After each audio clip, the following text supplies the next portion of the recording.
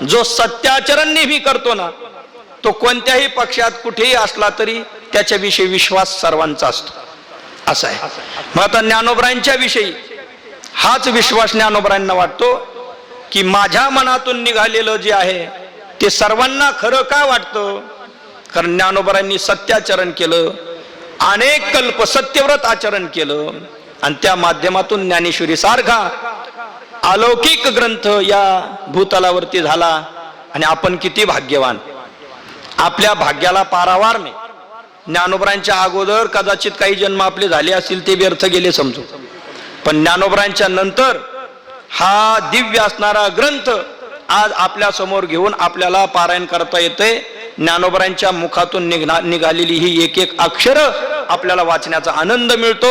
ही खऱ्या अर्थाने आपल्या वारकरी संप्रदायाची, आपल्या पुण्याची शिदोरी म्हणून हा अलभ्य लाभ आपल्याला प्राप्त झालेला आहे. पैसखांब या ठिकाणी आपण हे पारायण करतो. का बरं म्हणतात त्याला पैस? पैस म्हणजे ऐसपैस जागा. हा, जागा कशी असावी? ऐसपैस अशी जागा पाहिली म्हटले ऐसपैस.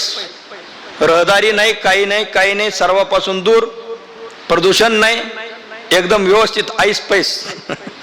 श्री क्षेत्र पंढरपूरची जागा ऐसपैस जागा, ऐसपैस. हा म्हणजे विस्तार या अर्थाने पैस शब्द येतो. मग ज्ञानोबरांनी एक गुरु एक शिष्य, एक गुरु एक शिष्य असा जो संकुचित चालत आलेला, गुप्त चालत आलेला ज्ञानाचा व्यवहार तो तिथपर्यंतच न ठेवता प्रगट केला. ज्या ठिकाणी ज्ञानाचा विस्तार केला, ज्या खांबाला टेकून ज्ञानोबरांनी ज्ञानाचा विस्तार केला, ऐसपैस केलं, ज्ञान सर्वांच्या करता खुलं करून दिलं, त्या खांबाला सुद्धा काय म्हणायचं?